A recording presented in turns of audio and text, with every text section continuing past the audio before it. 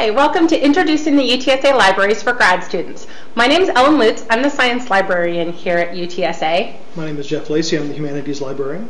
And we're going to be talking to you today about ways that the library can help you as a graduate student.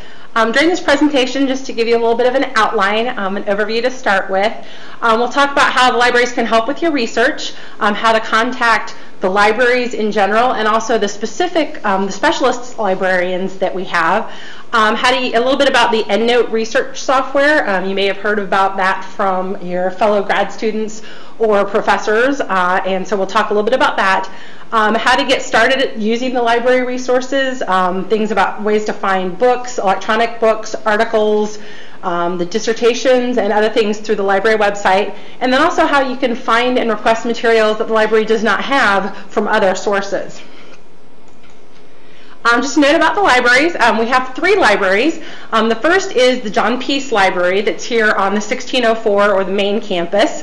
The John Peace Library is located in the John Peace Library building, or the JPL. We have the 2nd, 3rd, and 4th floors. A couple of special things to note about the JPL is we do have 2 graduate study rooms that are available on the 3rd floor. One is a kind of collaborative group study room to work in groups, and then one is a quiet graduate student study room. So those 2 options are available specifically for graduate students. We also just recently opened a new quiet study room on the 2nd floor that is open to anyone. And the other thing is on the 4th floor is where our special collections are located. So if you're doing any sorts of primary research in your graduate work, dealing with UTSA resources, the special collections folks are the ones you'll want to talk to about that. We also have on the 1604 campus, the Applied Engineering and Technology Library, or the AET Library, that's located in the new Applied Engineering and Technology building that just opened last spring. And this library, you might have heard a little bit about it. We had a lot of press in the fall after a press release went out advertising us as the first all-bookless academic library. So in the sciences and in engineering, a lot of the resources that students need are the up-to-date journals. So those are all available online. So that's why we one of the reasons that we decided to try it with the sciences. Also then at the downtown campus, we do have a library there. It's on the 2nd floor of the Buena Vista building. The collection down there, because it's a smaller space, is a little more limited, so that's where most of the architecture, social work, public policy, the colleges that are based on the downtown campus, most of their resources are there. A little bit about research assistance. There's several ways that you can get it. We try to hit you in any possible way. You can, of course, come to the libraries in person. And this is, what we're talking about here is the general research help that you might need. Just maybe getting started, how to do some basic searching in databases. You can get that assistance, as I said, in person at the libraries. At JPL, it's the information desk. Downtown at the AET, there's only one service desk, so you can just go there. You can also contact us by phone. We have IM, we have text, we have email, and all of those contact information for all of that is located on the library homepage. I'll flip over to that. Under the Ask a Librarian, which is here, it's up here. If you click on that, it'll open the chat window so you can use the chat service. It tells you the hours that's monitored. How to text us a question, there's the email link, phone numbers, and a link to the hours of the library. If you need additional, little more in-depth assistance, that's when your specialist librarians come into play. As you notice, when Jeff and I introduced ourselves, I said I'm the science librarian, he said he's the humanities librarian. The way that the UTSA model is in a lot of academic libraries, it works this way. Every department on campus or program on campus has a librarian assigned to them as their liaison. And so we're kind of the specialists in those areas. So for me, I do biology, chemistry, geology, geography. So any of the students in those areas or the faculty, I work closely with them. I help select the materials for that. So that's one of the ways that we can help you is if you know of books that would be helpful in your research, especially new books that are coming out, you can contact your liaison librarian, and they may be able to order those books for you. Same with journals or databases that you hear about. Your liaison librarian is the person to filter those requests to. We can also help with the more in-depth research help that you need. If you know of a database or you don't know what database to use that would be best for your research, your liaison librarian can help pinpoint that, because UTSA subscribes to about 360 databases. We'll talk about that a little bit more later. But that can be overwhelming and you might not know where to start. So scheduling an appointment with your liaison librarian can help find out what resources are going to be the best for you. If you don't know who your librarian is or you aren't sure, all of our business cards are available, I believe, at both the JPL and downtown campus. And I know at JPL we have, you may not be able to see this very well, but these cute little rat cards that list all the different subject librarians and what our subject areas are, and it has our contact information. So I know those are at the JPL front desk. If not, you can use the Ask a Librarian service and find out. We also offer a variety of library workshops throughout the semester, and because I'm not sure that we've gotten it updated with the new semester information, but here's the link for that, and I'll show you on the website. If you go to library instruction and workshops, I don't think this is updated with the new schedule yet, but those would be available. Show the upcoming ones, and then there's a link to the all available ones. So that's another option. And speaking of the workshops, one important one, as we mentioned, the EndNote software. That's, if you're not familiar with that, it's a citation management software. It helps you keep track of all the resources you're finding while you're writing a paper in general, but most specifically, it's very helpful for your dissertation or your thesis as you're working on that. And that's, there are tons of different options out there. EndNote is the one that the university has purchased a site license for, so you can download it and use it for free. Anybody at UTSA can. So if you go here under research guides, there's actually we put a guide together, a little kind of how-to sheet for EndNote. And this tells you how to download it, tells a little bit about what a bibliographic manager is, some other options that are out there. And there also, the library does offer training classes in EndNote. Again, that schedule isn't for the spring, but I think last semester we had about 12 or 15 total sessions that they did at a variety of times, some downtown, mostly on the 1604 campus. But we can do that. You can also schedule individual appointments if you need to. And this also gives kind of an overview of some of the stuff they would offer in the class. So if you would rather try to work on it on your own, you're more than welcome to do that as well.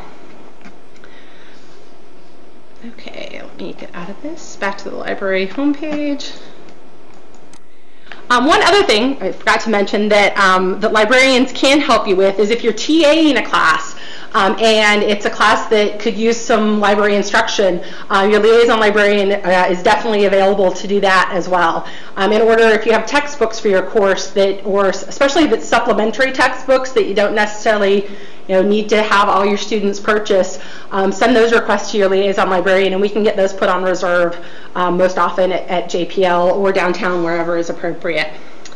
Now to talk a little bit more about how to start with your searching, Jeff's going to take over. Hello again. My name is Jeff Lacey. I'm the Humanities Librarian. If any of you have courses of study in philosophy, classics, sociology, I'd be your contact for the more in-depth research aspects of whatever project you're working on. So please look me up or just ask for me through the Ask a Librarian webpage. What I'm going to show you is how to get started with actually doing a little bit of research. Not all information is online, but a lot of it's online, so most of the research tools we have available for you are on the library's website. Here's the link right here. You can easily get to it from the UTSA homepage or just go directly to lib.utsa.edu. And on that page we'll talk about several things, including the library's quick search, the library's catalog databases, and a few other things. The library quick search, which, let me show you where that is. The library's quick search is this big search box on our on the main website. You can search it much like you would Google, just throw in a couple of keywords and go. It's a big, very broad search, very much like Google. And this is a list of all the things that it actually searches. It searches everything in the library's catalog. So that's all the books, DVDs, CDs, maps, government documents, everything we actually house in the library, physical, printed, and other media items. It also searches through the research guides that the research librarians have published online. It also goes through our special collections and archives, which a lot of that material is digitized and online as well. It also goes through much of the content of our research databases. We have over 300 research databases, and if you don't know exactly where to start, you can start at the quick search and search through a good percentage of them all in one shot. Like it says on the screen, this is a great way to do a cross search. It's not necessarily recommended for all areas of graduate study, and in fact I would encourage you to actually get to know your subject-specific research databases better, and Ellen's going to show you some of those in a little bit and how to find those. But if you don't remember where to go, or if you don't know where to go, or if you have a multidisciplinary topic, the quick search is a good place to start. So if you go to the library's website and just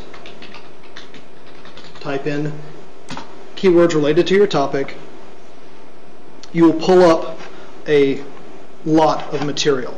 And as you can tell from the little content type notes over here, there are dissertations, journal articles, newspaper articles, books, ebooks, and more. So this is a very broad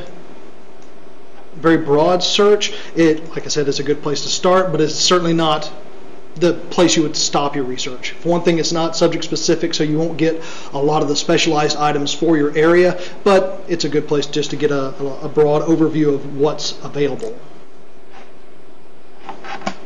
Okay, so that's one place where you can start your research. Another place is the library's catalog. The library catalog is a much more focused search, and you only search through the million or so items we have actually in the library, so it's still a lot of stuff, but it's not everything. The best thing about the library's catalog is if you want to know if we have a specific book or a specific movie or a specific CD, this is where you go to look it up. So let me show you what that looks like real quick. Again, this is the library's homepage. In the column under Find Information, there's a link to Find Books and More. This is the library's catalog. And if you're searching for a specific book or specific author, you can do a title search or an author search. You can do a subject search, but also you can just leave all the options alone and do a keyword search, and it works pretty well.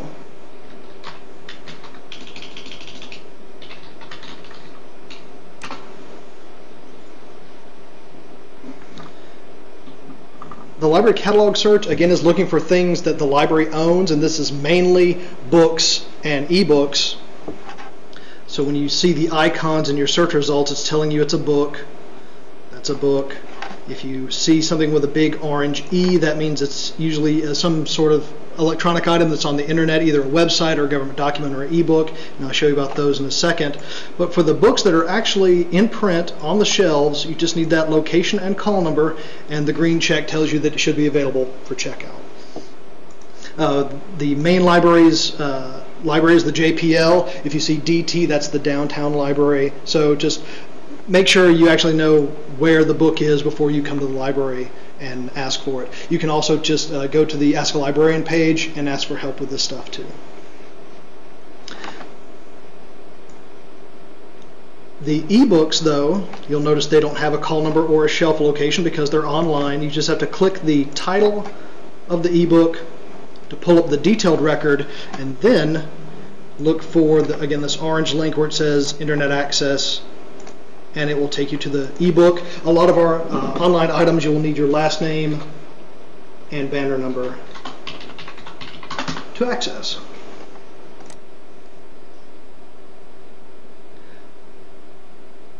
This is just one example of an ebook. You can tell from the banner at the top that this is from a site called EBL, the ebook library. We have ebooks from a lot of different platforms. They don't all look like this. The EBL books you can actually download for a week if you want to read them offline. Other places don't let you do that. So if you're using ebooks and it doesn't act the way you think it should, just stop and ask for help, and we'll be able to walk you through something or find something that suits your needs. Yeah, one of things, I'm just going to jump in, that I like about the EVL, the EVL books is, one of the issues is different platforms have different printing requirements, and EVL books are nice because they will tell you when you open up and you actually initiate a loan and start looking at the book, it will tell you how many total pages you can print, and once you start printing some pages, it'll tell you how many you've printed, so how many you have left. Whereas some of the other platforms, they don't give you that information. They don't always, aren't as user-friendly in letting you know what you can print and what you can't. So it's the equivalent of about a chapter that you can print from the EVL books. But it's nice. That's one of the things that I like about those are it tells you exactly. So if printing is a question, then it could be related to the platform you have. That's just something that we get a lot of times about the e-books. So just want to pop in with that. Okay, thank you. Also, for some of our online materials, we have a specific place where you can look up ebooks or e-journals, and you should only use this if you know exactly what you're looking for. If you want to know if we have a specific newspaper or magazine online, or if you want to know we have a specific book online, you can't search this, what I'm about to show you, by keyword, but you can really just do it by title. So let me. Unless the keyword's in the title. Well, unless the keyword happens to be in the title. So if we go back to the library's website, again, this is under Find Information. The link next up from the bottom says e-journals and e-books. Again, you just search this to see if we have a specific journal, magazine, newspaper, or book online. It has a little title search right here. And if it's something we have, you'll get a link. If it's something we have in more than one database or one more online location, you'll get several links, and the details like editions or which issues we own will be right over here. If it's something you can't make sense of, just stop and ask for help, or send us a question through chat and we'll be able to walk you through it. But if you were looking for an online article at Newsweek, you'd know what year it was, and you can see the years there and follow the links through.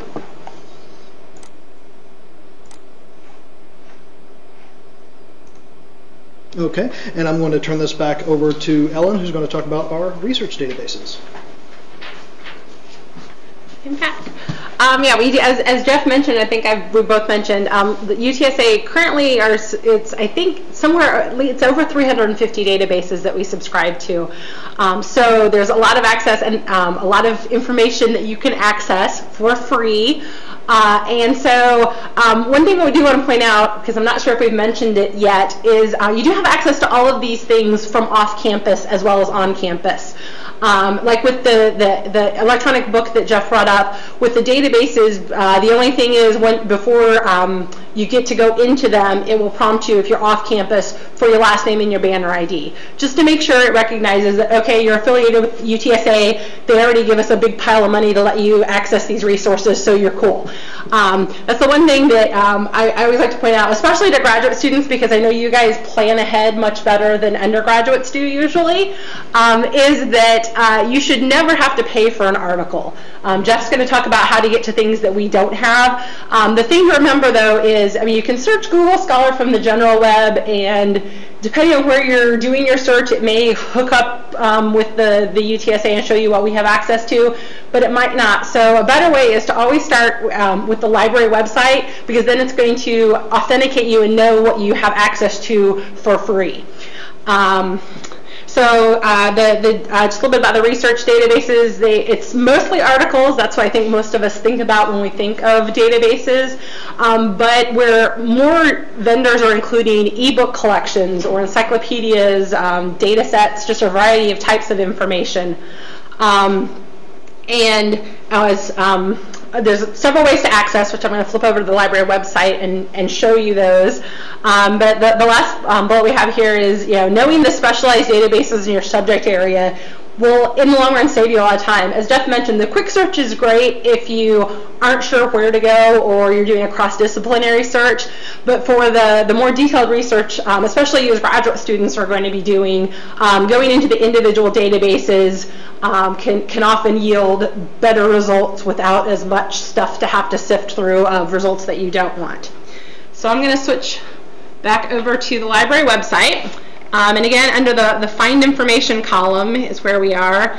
And the fourth link down here is Find Databases and Articles. This is one way to get to them.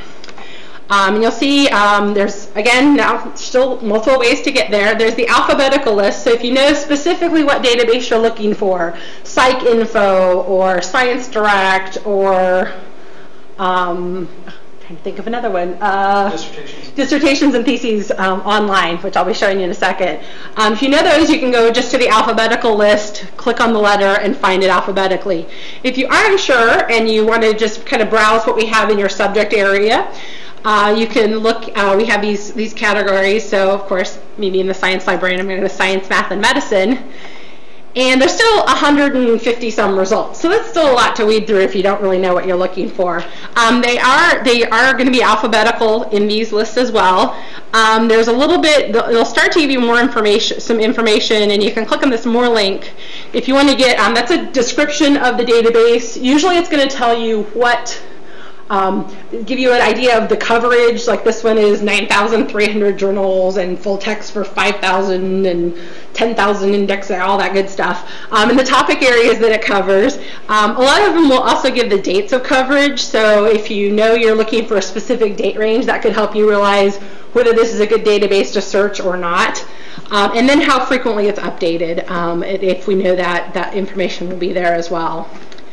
One other way, I'm going to go back to the library homepage, maybe.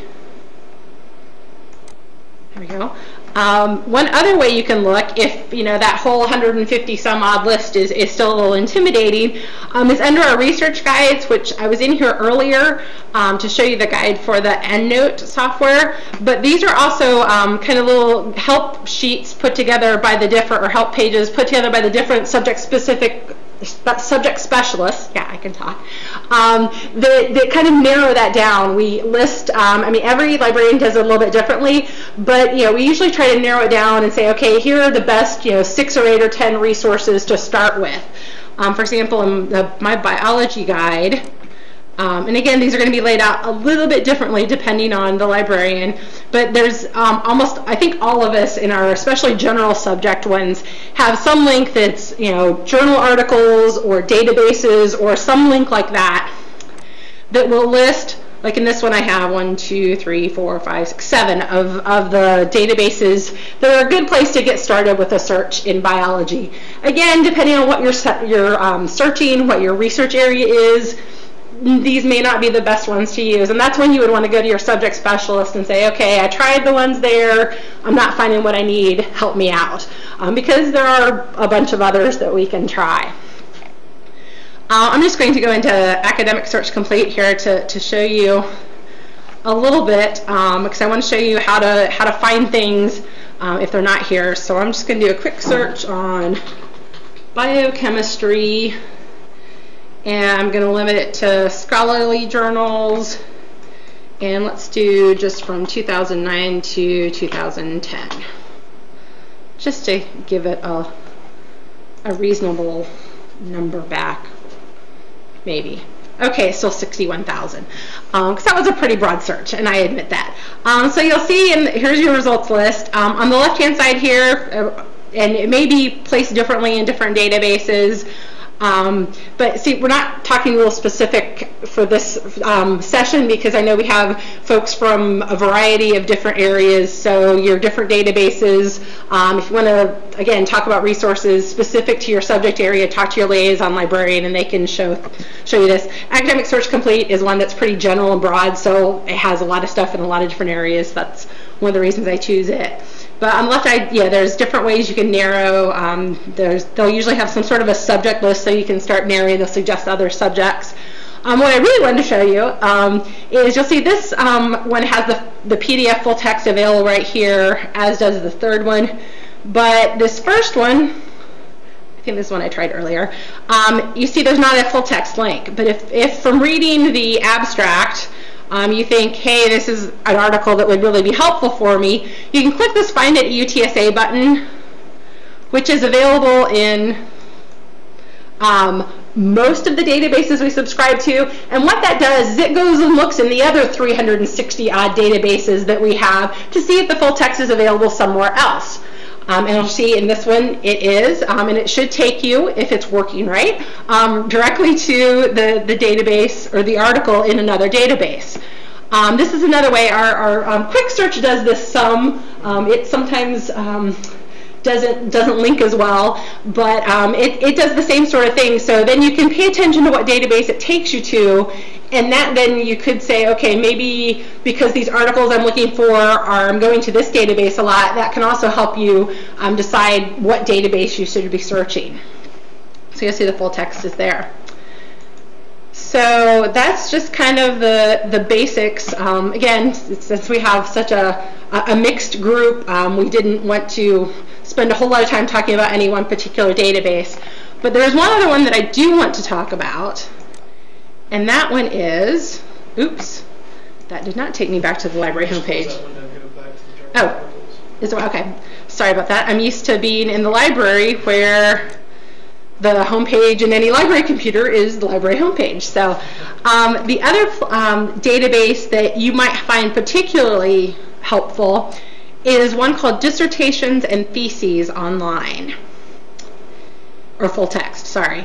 If you go in here, this is a database that, and I know that UTSA does participate in this because I've had students ask me about it. I don't know if in various departments if it's required that you submit your thesis here or if it's just encouraged or it's an option for you. But this searches theses and dissertations that other people have done. So it's a way that, especially if you have a really specific topic, it can be a way to kind of see what other people have done in that area, a way to help find resources if you need them. So again, I don't know why I'm stuck on biochemistry today. And I'm actually going to add in just University of Texas. Oops. And I'm going to change that to a school name, just so that then it'll limit us to, and I'm doing the last 2 years. And I think this is actually going to give me, anything that has Texas and university in it, it'll give us the results. So there's 130 documents published in the last 2 years associated with universities in Texas about biochemistry. And you'll notice, I wanted to show you this because a couple of different things. There's some that have the full text PDF directly available, so you can look and get their full thesis available. And it's 150 pages. It's a PDF file, so you can zip through it. Can I interject something Sure. real quick? One of the great things about the PDF dissertations, because there are two big questions when you're starting your own thesis or your own dissertation, and that is, well, has anyone done this yet? Has anyone done this topic before? Search theses and dissertations and you can find that out. Also, if they are in a related topic, if you zoom all the way to the end, you will get, of course, the footnotes and the, I hope this one has one. It looks like maybe it's before the figures. You will have the works cited page, of course, which is a pretty good place to begin. Here are the footnotes. I think there we go. There. Yeah. You can get a works cited list or footnotes that can help kickstart your literature review for your own topic, where someone's already done the research and you can kind of follow their trails and then do something different. Also, a lot of grad students get a lot of headaches because they don't know exactly how their thesis should be formatted, and they're going back and forth from the writing center or their professors trying to get them to tell them how should this be formatted. Well, if you download one full text, it shows you, and then when you find one in your discipline, you just want to kind of copy that same format, make sure it's okay by checking with your professors, and so you'll have a good working example, so you can follow. You'll have a model to follow. No problem. And then this is a case where once you have, if you're working, as Jeff said, off of the research list or resources list that another, from one of the theses, that's when you would use that, the e-journal, because you would know the specific source that their article or the article you're interested in came from. So that's when you can use that e-journal lookup to see if we have those journals electronically. The majority of our journal holdings are electronic. As everybody knows, everything is going online, and because space is such a premium, we have shifted the majority of our subscriptions to online journals. Okay, one other thing, oops, second, I'm going to go back to results. You'll notice that some of these, they just have the abstract available, or sometimes it's the abstract and then the order a copy. So when you submit your, I don't know the exact details of it, but when you submit your thesis to Theses and Dissertations, or Dissertations and Theses full text, you get to choose if you want the full text available, or how soon you want it available. I think eventually most of them are available full text, but you can set the duration or the embargo, the lag time between when it publishes. I think a lot of times it's 6 months to a year after it's published before you can see the full text. So not everything in this one is available full text. But if it's one where the full text it has the order a copy link but not the PDF link, that's a time when, if it's something that's really important to you, you could request that the library get you a copy of it. And that's something that our interlibrary loan folks, which Jeff's going to talk about in just a little bit, that they can get for you. Okay. So I'm trying to think where. Back to the library homepage, and now Jeff's going to talk about how to get things, how to go beyond our little UTSA library scope of resources to get information other places. Oops, wrong one. Sorry about that. Okay, yeah, and there it talks about dissertation theses. Just two more things before I get started on beyond the UTSA libraries. One is you're writing your own dissertation or thesis. You may want to know how can you put yours in that database. When you go to publish it and you turn it into your review committee, you will have a publication sheet that will submit it to ProQuest UMI, who's the publisher for the theses and dissertations. And I believe there's just a checkbox that says make it available and when. So it's something that you'll be walked through when you go to submit your dissertation for publication. So you don't have to worry about it. It's kind of in the process.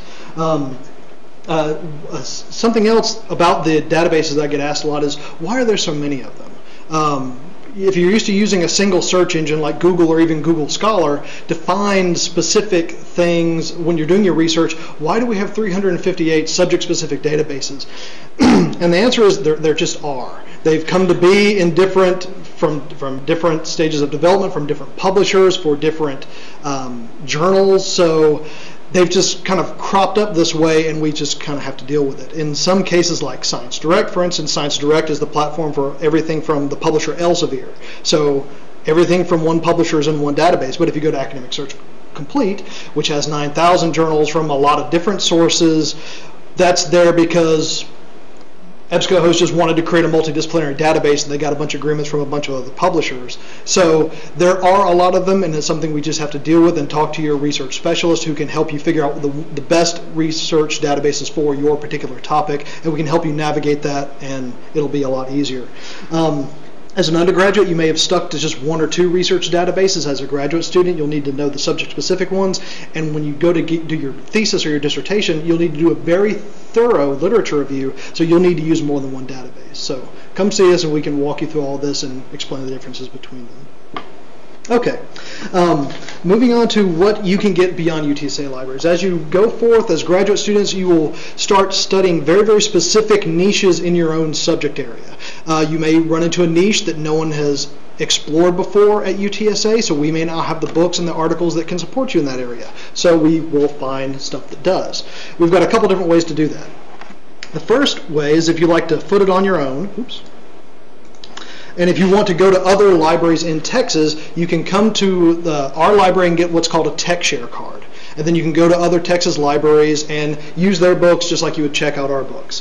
If you go to techshare.edu, there's the link. You can see what libraries participate in TechShare, and if you want to use their libraries, come get a card from us. Another way to find stuff at other libraries is go to worldcat.org, and I'd like to show you that real quick.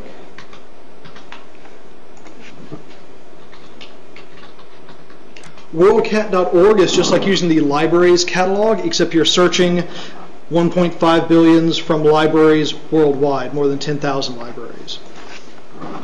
Yes, this is good if you're not even sure that if you searched our catalog and found out that we don't have things, and you're wanting to find out if books even exist that cover your topic area. That's when WorldCat's good, because it'll show you if there are any libraries in the world that have books about your subject area. So. Yeah.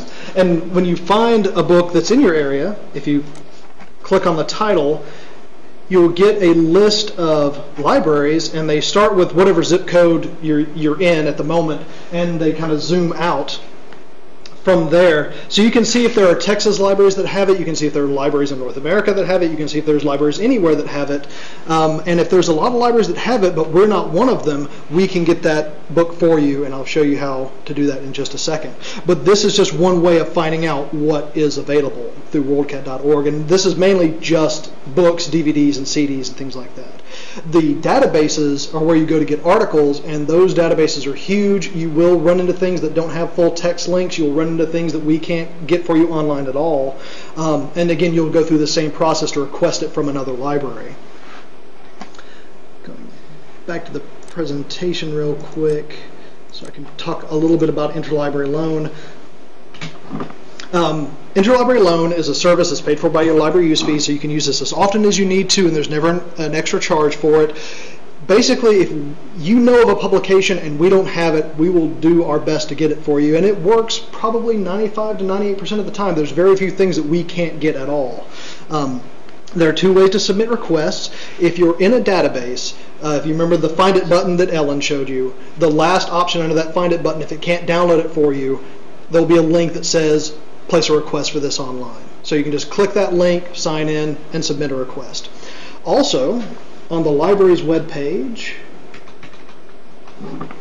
under the services column is a link that says Get It For Me.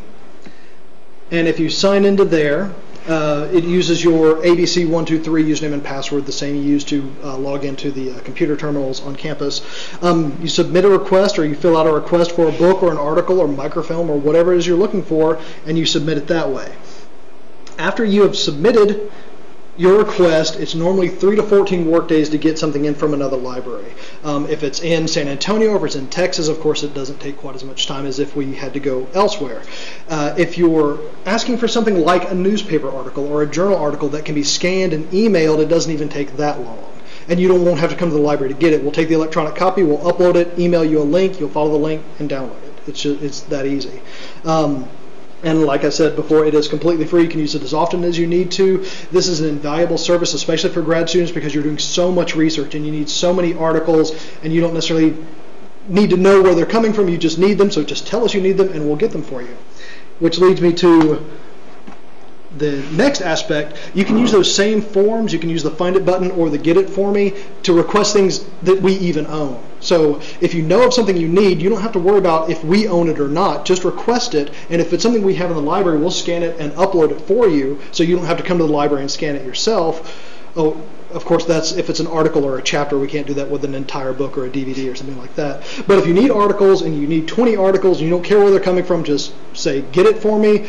We'll scan the ones we have and upload them for you. The ones we don't have, we'll request for them to come from other places, and we'll upload them as soon as we get them. It's pretty easy, it's pretty quick, it's a great time saver, and it will also give you electronic copies of everything you need, so you can either put it in an EndNote, save it on your hard drive, carry it around on a thumb drive, or whatever you want to do with them. They'll be portable, and you won't be carrying around photocopies. You'll have nice, neat digital scans of stuff.